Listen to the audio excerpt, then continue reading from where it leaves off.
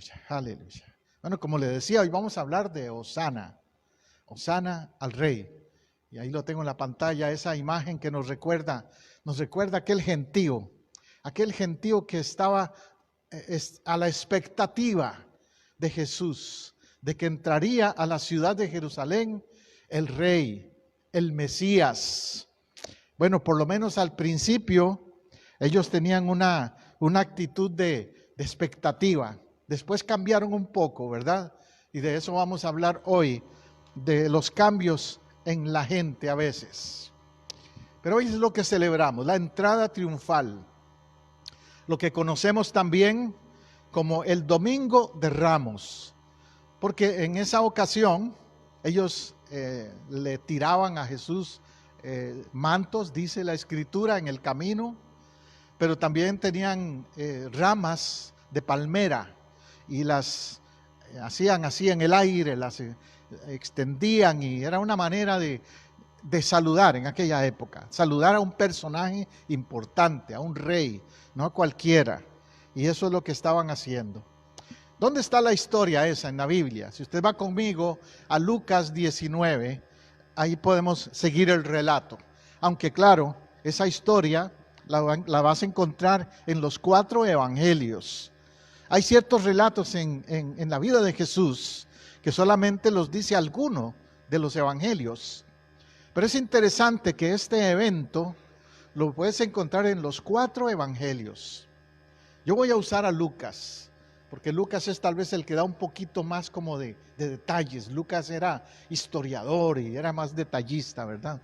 Lucas 19, verso 28. Dicho esto, iba adelante subiendo a Jerusalén. ¿Cuál era el destino? Jerusalén, esa ciudad tan emblemática, ¿verdad? Para el cristianismo, para el judaísmo y hasta para el islamismo. Jerusalén, la ciudad de paz. Jerusalem, así se dice en hebreo. Jerusalem, que quiere decir ciudad de paz. Aunque no siempre ha tenido mucha paz esa ciudad, pero eso es lo que se envuelve. Y se ha conocido también como la ciudad santa, la ciudad que Dios ama y que Dios ha hecho muchas cosas, muchos eventos en esa ciudad. Pues aconteció, verso 29, que llegando cerca de Betfagé y de Betania, al monte que se llama de los Olivos, envió a 2 de sus discípulos. Entonces ahí encontramos que Jesús está anticipando el evento y preparándolo, y envía una comitiva, como decimos, de 2 discípulos para que preparen el ambiente y den los pasos que habían que dar en ese evento que él sabía que iba a suceder. En Betania habían sucedido cosas, ¿se acuerda? Jesús fue ungido en Betania por una mujer que derramó perfume en él. En el Monte de los Olivos lo encontramos orando, y lo encontramos también cuando fue arrestado, y hay eventos portentosos que se dan en el Monte de los Olivos. Si usted va un día a Jerusalén, ese es un lugar que puede visitar, porque se sabe del lugar, se conoce el Monte de los Olivos. Y entonces dice verso 30, id a la aldea de enfrente, y al entrar en ella hallaréis a un pollino atado. Pollino, un asno, un burro también, depende de la traducción que usted esté usando. Encontrarás un pollino atado. Y cosa interesante, dice Jesús, en el cual ningún hombre ha montado jamás. Qué privilegio el de ese burro, ¿no? Hay por ahí una anécdota interesante, como un drama que he visto, de un burro que se las creía todas. Porque como él fue el que montó a Jesús llegando a Jerusalén, el burro se creía lo máximo. Y cuando entraron a Jerusalén y oía aplausos y oía todo eso, el burro con esa cara de soy famoso. Pero la verdad es que el famoso era el que iba montado, no era él. Y hay en eso una gran lección. Nunca pensemos que nosotros somos los famosos.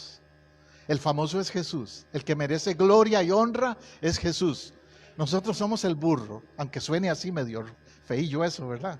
Pero nosotros somos el asno, el burro y el privilegiado que dice que Jesús se montó en ese burro y nadie lo había montado jamás. Ahora Jesús dice: desatadlo y traedlo.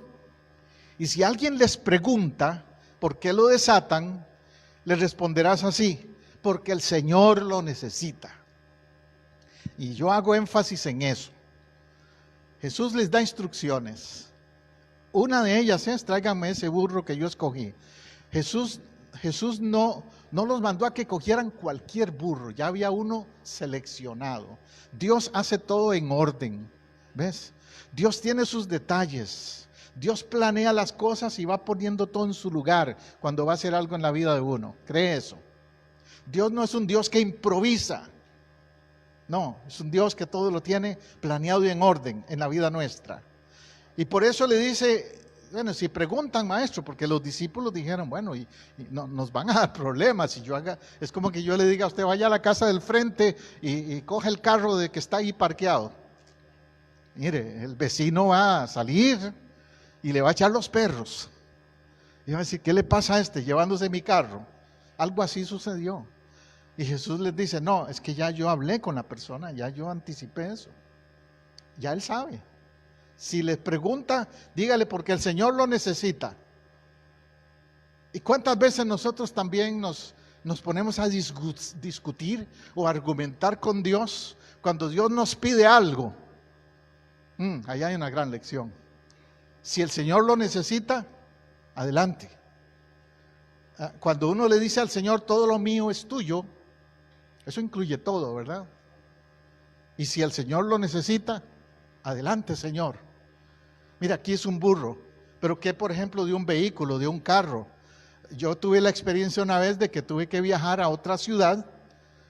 Llegué en avión y cuando llegué me vino a recibir un hermano de la iglesia donde iba a estar. Me dice: pastor, si usted quiere, déjese este carro.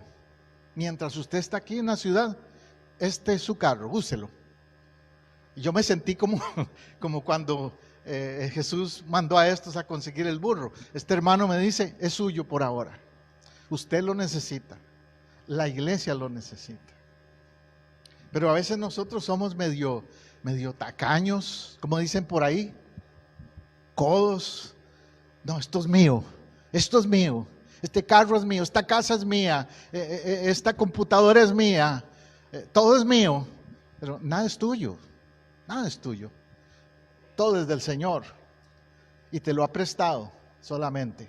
Pero si Él lo necesita, disponete para Él, amén, aleluya. Fueron entonces en el verso 32 los que habían sido enviados y hallaron como Él les dijo. Y cuando desataban al pollino o el asno, sus dueños le dijeron: ¿por qué desatáis al pollino? ¿Ves? Porque probablemente a Jesús sí le habían ya dado permiso, por decir así, pero a estos dos no los conocían. Y ellos dijeron otra vez: porque el Señor lo necesita. Y yo quiero que hoy te lleves ese mensaje también, de que si el Señor lo necesita, dáselo, hazlo para Él. Miren, nosotros no enfatizamos, por ejemplo, cosas materiales, pero yo he sabido testimonios de personas que me han dicho: pastor, yo quiero donarle a la iglesia tal cosa. Donar, ya le dije, por ejemplo, un carro, un vehículo. Al menos nosotros no tenemos vehículo aquí en el templo, pero en otras iglesias donde hemos sido pastores, hemos tenido una van, un carro que usamos para ir a recoger gente. Cuando éramos pastores en Texas y en otras ciudades, había gente que no tenía vehículo. Esta semana me llamó una persona que vio el rótulo nuestro ahí, no vino hoy. Y una de las cosas que me dijo es: no tenemos transportación.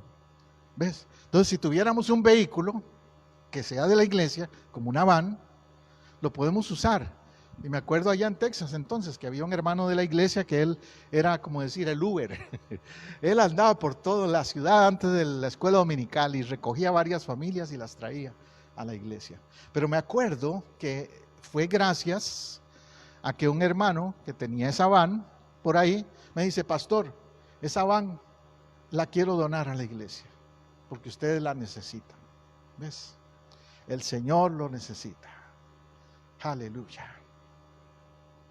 Verso 35. Y lo trajeron a Jesús. ¿A quién? Al burro. Imagínate, el burro cómo se debe haber sentido. Ese es Dios. Y me traen frente a Él. O sea que uno, para hacer la, como te dijera, la analogía, la comparación, a veces uno se siente como que uno, ¿quién es? ¿Quién soy yo? ¿Quién soy yo para servirle al Señor? En la Biblia nos encontramos dos momentos cuando un burro sirve a Dios. Este es uno, pero hay otro. Una vez un burro le habló a un profeta que no quería escuchar la voz de Dios, y el burro le habló. Mira, es que Dios es así.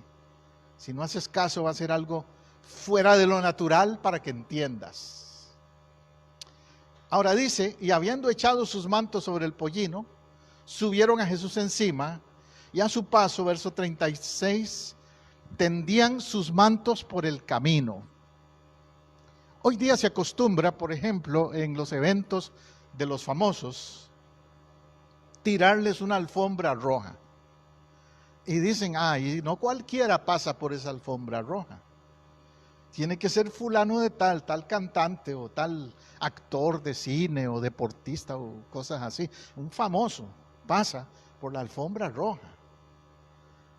Y aquí en esa ocasión, algo así fue lo que hicieron. Ellos sintieron, este se merece ese honor.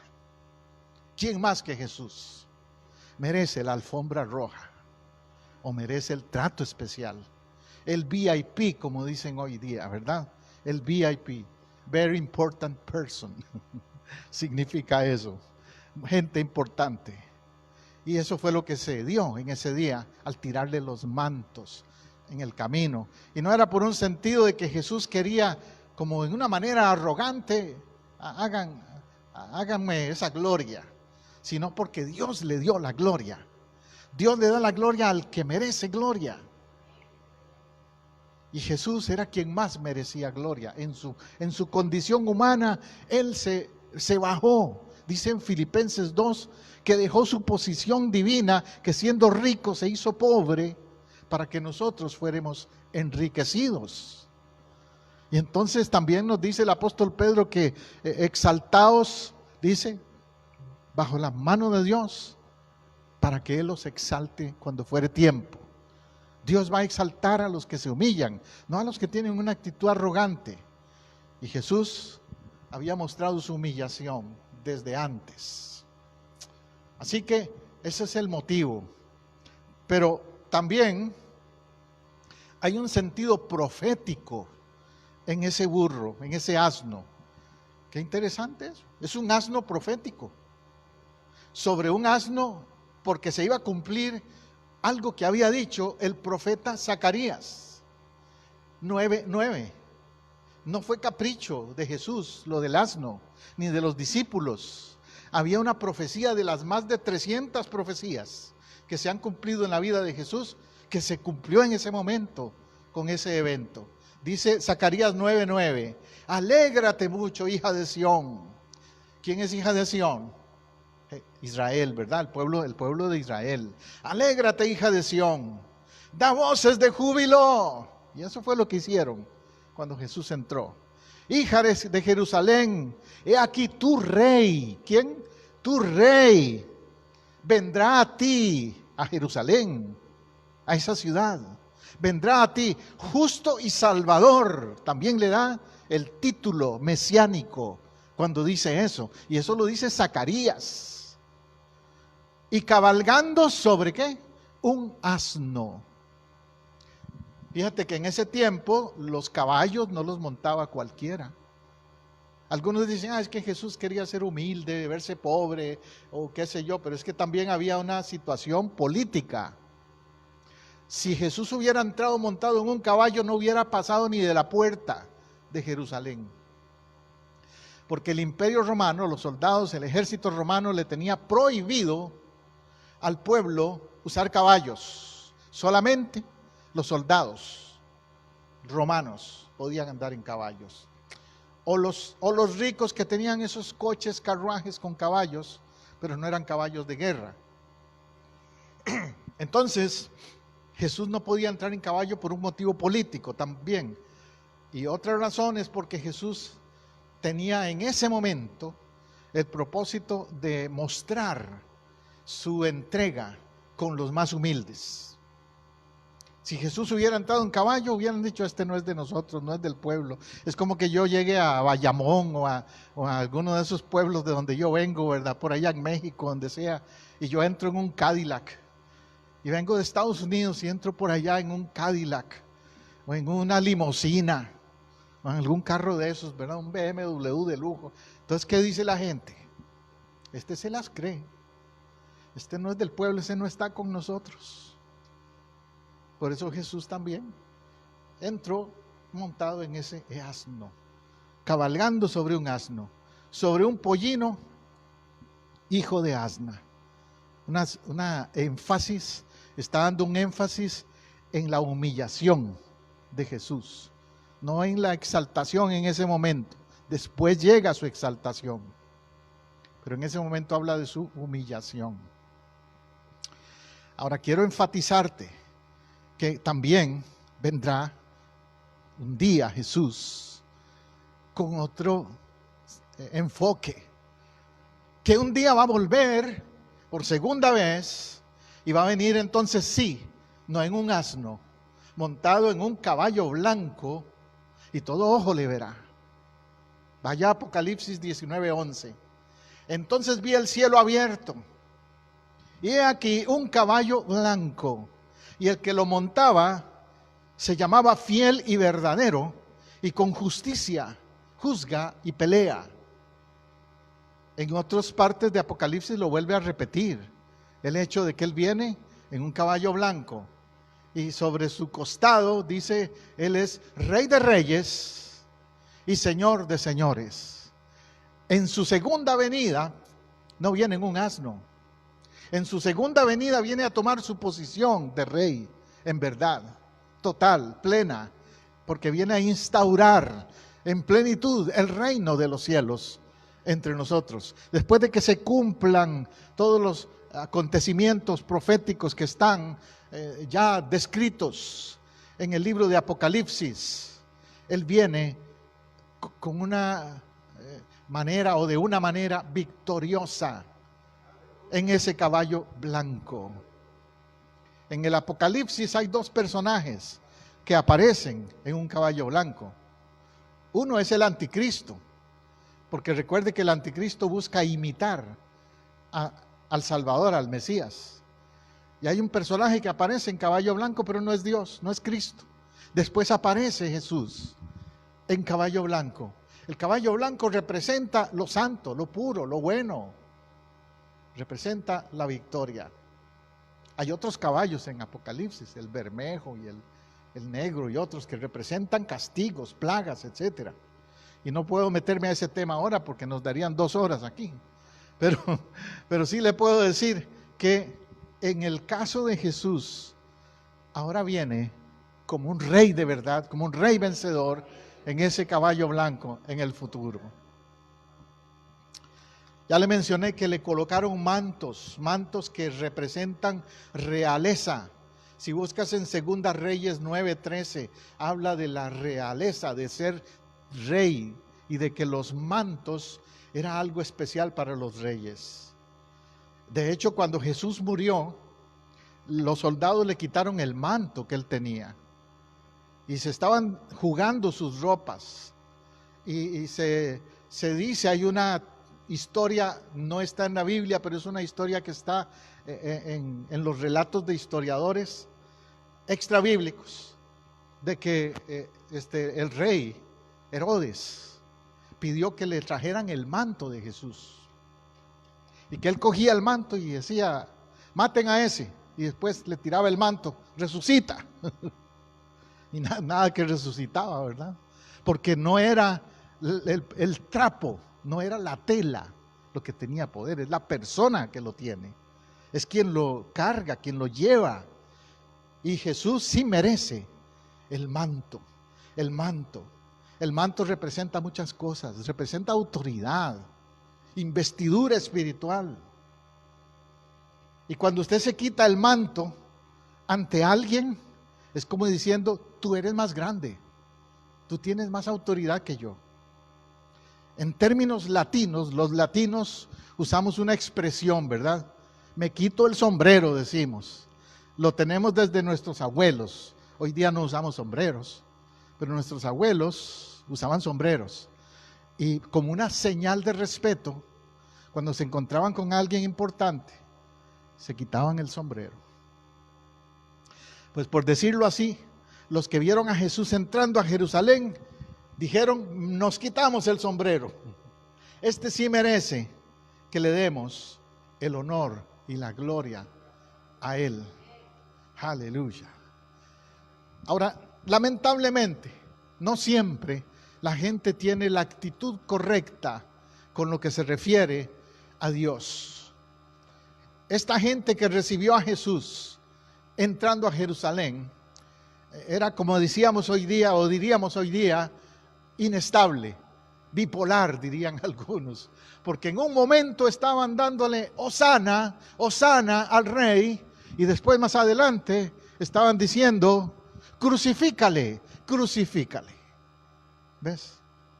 Dice el verso 37, cuando llegaban ya cerca de la bajada del Monte de los Olivos, toda la multitud de los discípulos gozándose comenzó a alabar a Dios dando grandes voces por todas las maravillas que habían visto.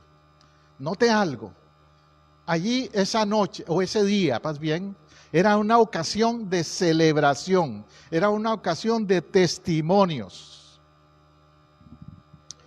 Aquí no lo hacemos hace tiempo, pero en las iglesias donde hemos sido pastores a veces dedicamos un domingo o un día, una noche a testimonios nada más. Yo no predico, nada más le pido a los hermanos que se preparen, que traigan testimonios.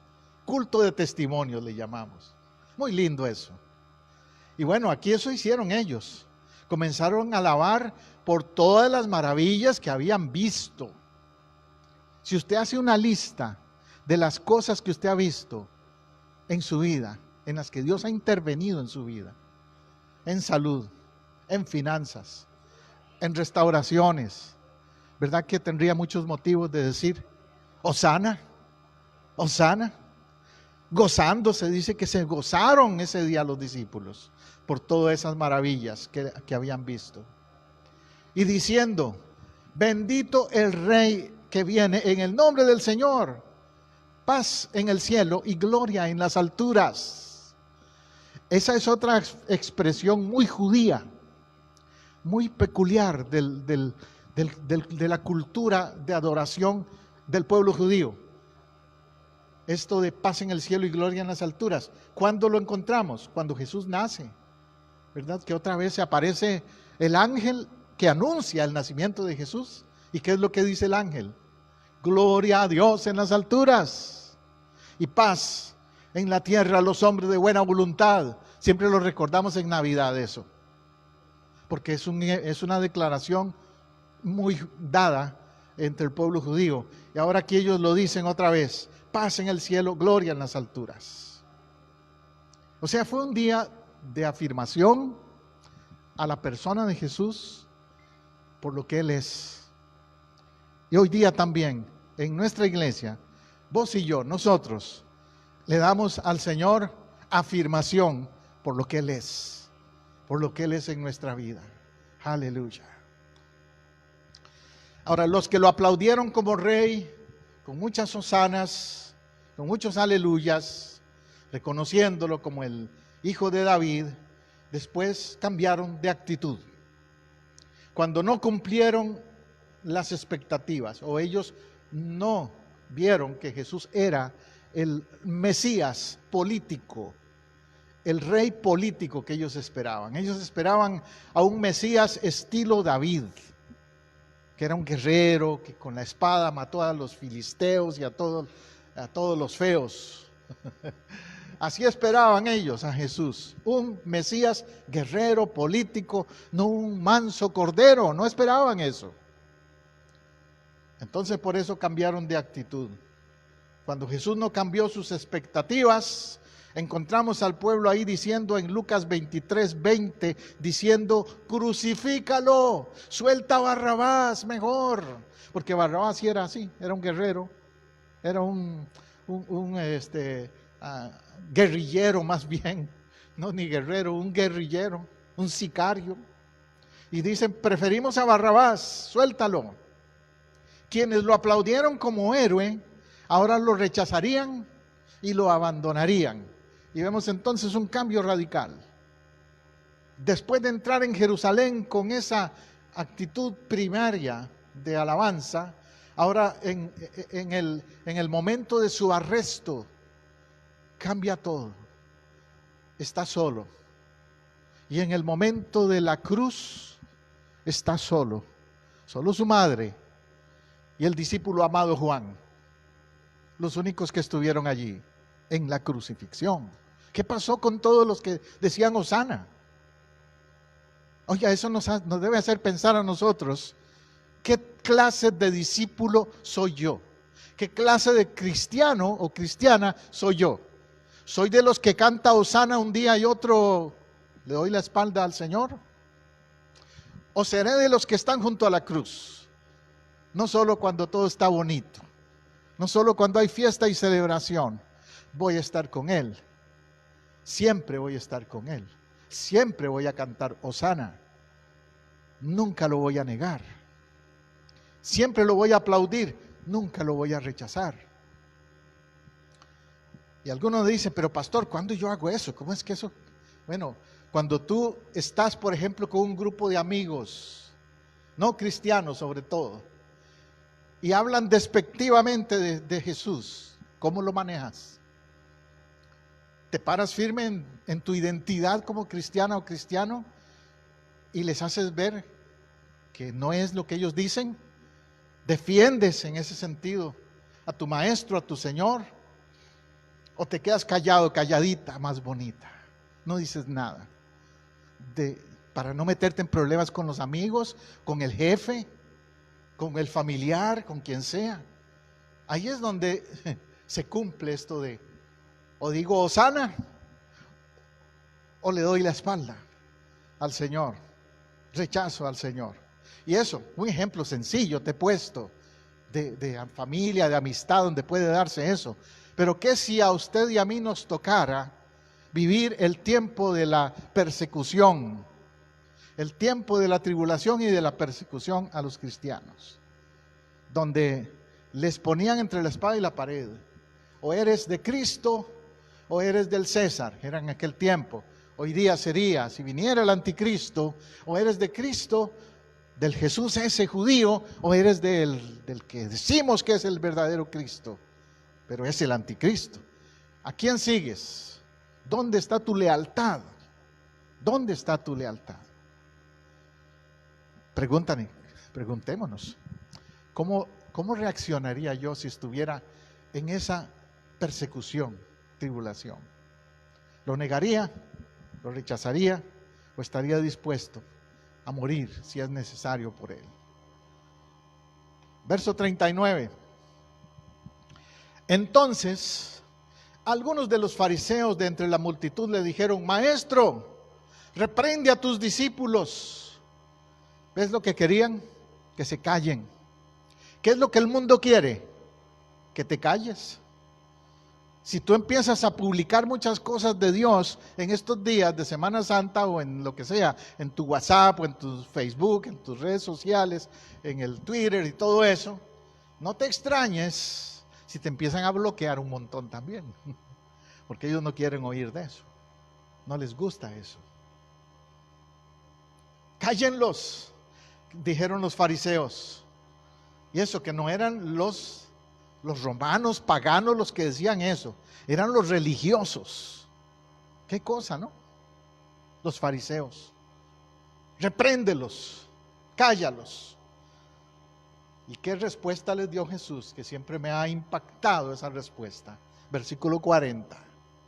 Él respondiendo les dijo: os digo, si estos callaran, las piedras hablarían. ¿Somos piedras? No, no debemos ser piedras. Somos piedras vivas, del Señor. Pero si tú y yo no hablamos de Jesús, si tú y yo no testificamos, eso es lo que quiere decir él, pues voy a hacer que las piedras hablen. O como le pasó al profeta que les dije, voy a hacer que el burro hable. Pero alguien tiene que hablar. Alguien tiene que declarar que Cristo vive. Alguien tiene que declarar que Cristo es Señor. Alguien tiene que declarar que Cristo es Rey. Alguien tiene que decirlo sin temor, sin vergüenza, sin ningún impedimento.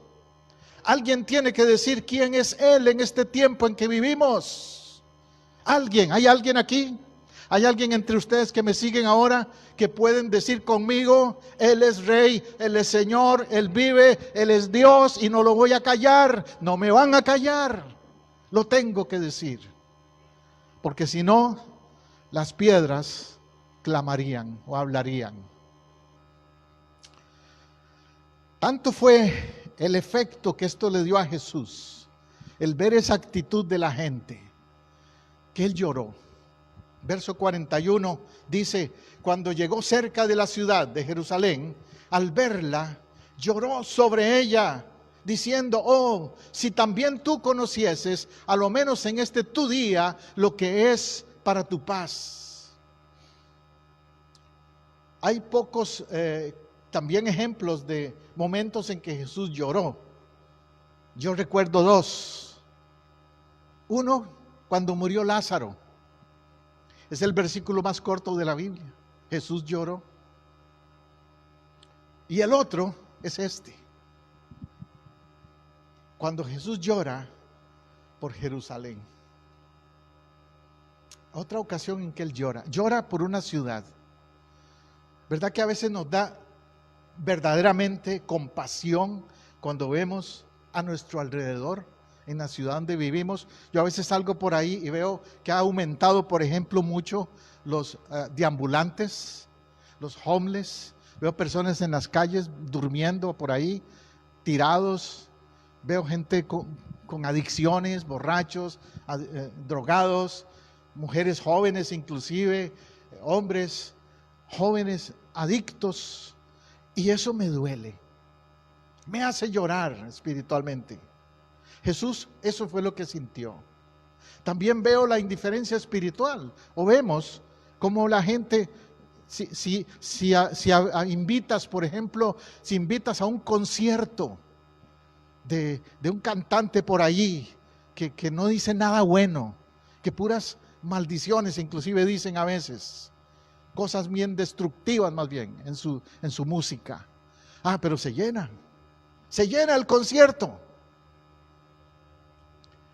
Pero invitas al templo, a la casa de Dios, a la comunidad, a un culto de adoración al Señor, a un culto de alabanza, a un culto al Señor, y no se llenan. No vienen. ¿Qué pasa con eso? ¿Qué pasa con la ciudad? Nuestra ciudad necesita de Cristo, ¿sabes? Necesita de Cristo. Orlando necesita de Cristo. Orlando y sus alrededores necesitan de Cristo. Nuestra ciudad necesita de Cristo, así como Jerusalén. Por eso Jesús lloró al ver a Jerusalén. Y Jesús dice, si conocieses en este día lo que es para tu paz, como dando a entender, Jerusalén, ciudad de paz, si supieras lo que es la paz. ¿Y quién fue el que dijo, mi paz les dejo, mi paz les doy, no como el mundo la da? Jesús, Él es la paz. Mas ahora, dice, está encubierto de tus ojos. Sí, ese es el problema. Está encubierto de tus ojos. O sea, hay mucha ceguera espiritual. ¿Por qué la gente reacciona así? Tan indiferente a lo espiritual. Porque hay ceguera espiritual. Y aún gente religiosa, porque muchos son religiosos, algunos son negativos porque son liberales, no creen en nadie, ni en nada, solo en ellos mismos. Otros sí dicen, yo creo, yo soy aquí, yo soy de esta religión o de la otra, no voy a mencionar nombres. Pero a la hora de la hora, no demuestran su santidad de vida, que es lo que Dios espera. Porque vendrán días sobre ti. Ahora Jesús les dice algo profético. Vendrán días sobre ti cuando tus enemigos te rodearán con vallado y te sitiarán y por todas partes te estrecharán. ¿Mintió Jesús? No, se cumplió. En el año 70 después de Cristo, el emperador Tito romano entró a Jerusalén, la rodeó y destruyó el templo. Por eso el segundo templo no existe. Por eso está un muro en Jerusalén, que es lo único que quedó de aquel templo, porque fue destruido. El emperador Tito lo hizo pedazos. Y la ciudad, muchos de sus edificios importantes fueron destruidos. Han tenido que reconstruirla varias veces a Jerusalén. Y aún después del emperador Tito, Jerusalén o Israel siempre ha estado amenazada. Siempre ha estado rodeada. ¿Se acuerda de lo que llamaron la guerra de los 6 días? Cuando varios países árabes atacaron en conjunto a Israel para destruirlo. Y aún hoy día Irán tiene como lema que tiene que erradicar de la tierra a los judíos, los iraníes, los antiguos persas. O sea que se ha cumplido lo que Jesús dice. Tus enemigos te rodearán con vallado, te sitiarán, por todas partes te estrecharán. ¿Y eso por qué? Si Dios ama a Jerusalén, ama a Israel, sí, cierto. Pero Dios no ama la rebeldía. Dios no ama la indiferencia espiritual. Dios no ama a la gente inestable que un día dice Hosana y otro día dice crucifícale. Cuando Mel Gibson produjo la película La Pasión, los judíos se enojaron con él. ¿Sabe por qué? Porque Mel Gibson dijo o proyectó, la película enfatizaba mucho que los judíos fueron los que crucificaron a Jesús. Y a él no les gustó eso. Pero en realidad, ¿quiénes fueron los que gritaron crucifícale? Su sangre sea sobre nosotros. Pilato más bien dijo, no veo nada malo en él. Es un justo, ¿por qué lo quieren crucificar? Pero fueron los religiosos judíos los que insistieron, crucifícale y su sangre sea sobre nosotros. Por eso es que Israel ha sufrido, por esa rebeldía. La historia entonces que nos relata Lucas es bien interesante. Es la historia del rey que vino como un siervo humilde en un asno, no presumiendo en un corcel, no en vestiduras reales, sino con la ropa de los pobres y los humildes. Es Jesucristo, que no viene a conquistar a la fuerza a nadie, como los reyes de la tierra, como están haciendo los rusos ahora, ¿verdad? Conquistando a la fuerza, sino a conquistar con amor, conquistar con gracia, conquistar con misericordia. Esa es la diferencia entre un conquistador y un salvador. Jesucristo es nuestro salvador. Él no es un conquistador político, no, Él es nuestro salvador. Vamos a concluir con el versículo 44. Y dice ese versículo, y te derribarán a tierra y a tus hijos dentro de ti, y no dejarán en ti piedra sobre piedra, por cuanto no conociste el tiempo de tu visitación. Les reitero que eso se cumplió en el año 70 después de Cristo, literalmente. No quedó piedra sobre piedra, solo ese pedacito de muro que quedó ahí en Jerusalén. ¿Por qué? Por cuanto no conociste el tiempo de tu visitación. Allí me detengo a preguntarte, ¿conoces el tiempo de su visitación? ¿Qué es eso, pastor? ¿Qué es conocer el tiempo de su visitación? Eso es discernir y entender cuando Dios te está visitando, cuando Dios está tratando de llamar tu atención. Y una de dos, o lo reconoces o lo ignoras. Qué triste es pensar, mirar para atrás y decir, en mi vida hubo un momento donde Dios me llamó la atención, Dios quiso visitarme, a mi vida, a mi matrimonio, a mi familia, y lo ignoré. Ahora no te quejes si las cosas andan mal, por no reconocer el tiempo de su visitación. Dios tiene sus momentos en que hace una visitación a tu vida, a tu familia, a nuestra iglesia. Como iglesia tenemos que arrepentirnos también a veces, porque a veces no nos damos cuenta de la visitación de Dios. Estamos tan ocupados en el calendario nuestro. Hay que discernir el tiempo de la visitación de Dios. Yo te invito hoy, para concluir, a que te preguntes, ¿estoy sensible al momento de Dios en mi vida o no? Vamos a orar. Venimos delante de ti, Señor amado, con humildad, afirmando que si no nos humillamos, Señor, tú no vas a actuar como quieres actuar en nosotros. Tenemos que reconocerte hoy como Rey, como Mesías, como Salvador, y decir Hosana, pero también comprometernos contigo. Dile al Señor, yo hoy no solo digo Hosana, hoy de verdad te doy a ti el derecho de ser mi Rey, de tomar control de mi vida, de mi casa, mi familia, mi matrimonio, mi todo. Hoy me dispongo, Señor, a ser uno más de los que dicen Hosana por siempre.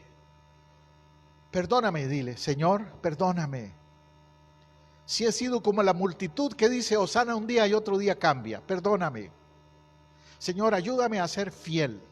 Señor, ayúdame a ser permanente, estable en mi comunión contigo.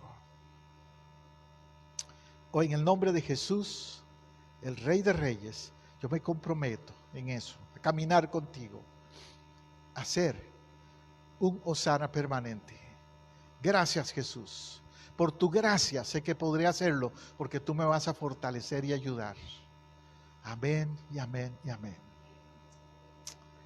Una vez más, te digo que si Dios te ha hablado a tu corazón en esta predicación, me dejes saber a través de un comentario allí, al final de este video, de esta grabación.